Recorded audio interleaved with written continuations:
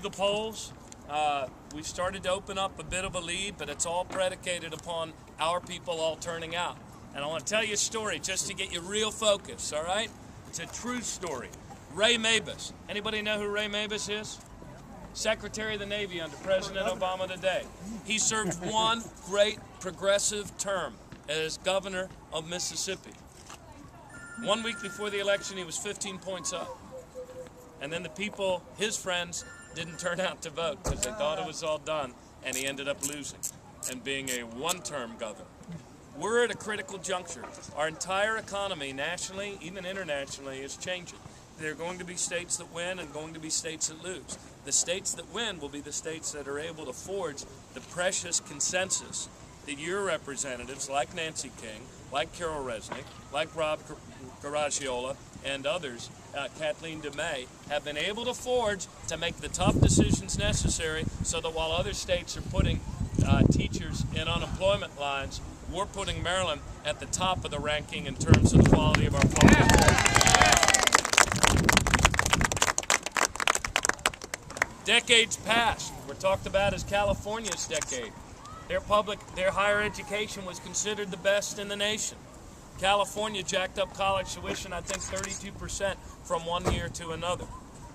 Maryland's the only state in the union to go 4 years in a row without a penny's increase in college tuition, so we can send more of our kids to college rather than fewer. Why do I mention those two things? Because we know that there's no more powerful place, an important place in our state than a family's home. There's no way to protect that home without a job, and we will not be attracting the jobs of the new economy unless we invest in the education, the skills, the talent, the ingenuity of our workforce. That begins with places like Great Seneca Creek Elementary School and other elementary schools like it, the first gold certified LEED school.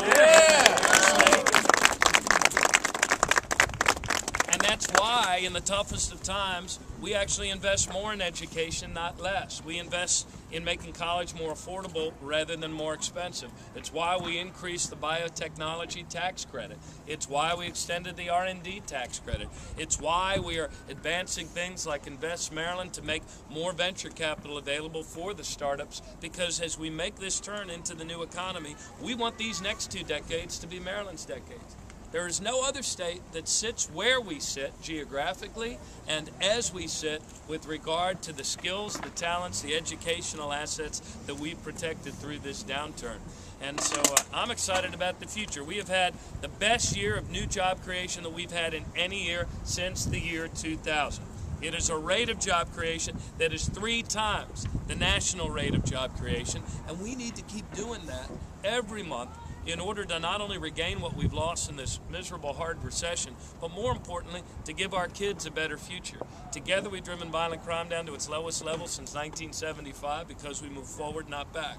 Together, while other states are shoving people off of health care rolls, we've extended health care coverage to 225,000 people, half of them poor children, because we move forward and not back. The waters of the Chesapeake Bay, cleaner now than they've been at any time in the last 6 years, because we move forward and not back. We've moved our state from being down near the bottom of the pack on clean energy up to being near the front of the pack in terms of making this turn to a cleaner, greener economy with renewable energy, a portfolio standard that's among one of the most aggressive, as well as a greenhouse gas climate change bill that we forged the precious consensus to pass. So this is an exciting time, but it's also a challenging time, and I don't know why, but for some reason, when our country goes through its darkest moments and its moments of greatest doubt, that's when Maryland leads the way. For some reason, Maryland shines brightest in the darkness. And we need to come through this dark time in our country's history. They're trying to surround our president. They're trying to undermine what he's trying to do in moving Maryland forward. We can't allow him to be surrounded by hostile governors. We've got to move forward. I still believe in this state. I believe in each and every one of you. And I know that our best days are ahead of us. But I need you to get on those Facebook accounts. I need you to fire up the internet. Our country's esteem in its public institutions, including media and its leaders, has never been lower. And therefore, your impact on this election has never been higher as individuals. People are going to vote based on what they hear from people who they know and they trust. That's neighbors. That's family members. And you've never had more information. Thank you very much. And you've never had more information. Go on our state website, look at the strategic goals for our state, and look how and why we're moving forward. Look at the campaign website and compare the two records. There's no comparison. Let me talk a little bit about fiscal responsibility so you're armed for the weekend. We have actually lowered state spending, cut it by more than any administration in history over a 4-year period of time. First time we've ever submitted a budget that's 3% lower in state spending than it was 4 years ago. Bob Ehrlich's 4 years saw the biggest increase in spending of any governor in a 4-year period of time. More than Glendening, more than Schaefer. He promised 8 years ago he'd cut people's taxes. He didn't lower taxes for any.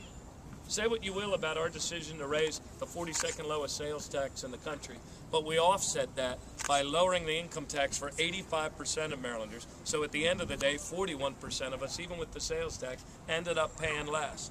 And yet, we've still made nation-leading progress on many, many scores. So he raised the property tax too. Oh yeah, I didn't talk about that. Thank you.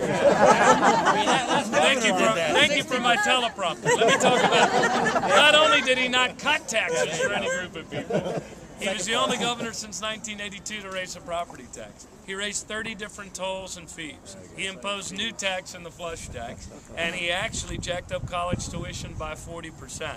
So for those of you that are Democrats, you can hold your head high in terms of fiscal responsibility. We are one of only 8 states that still has a AAA bond rating, despite all of it.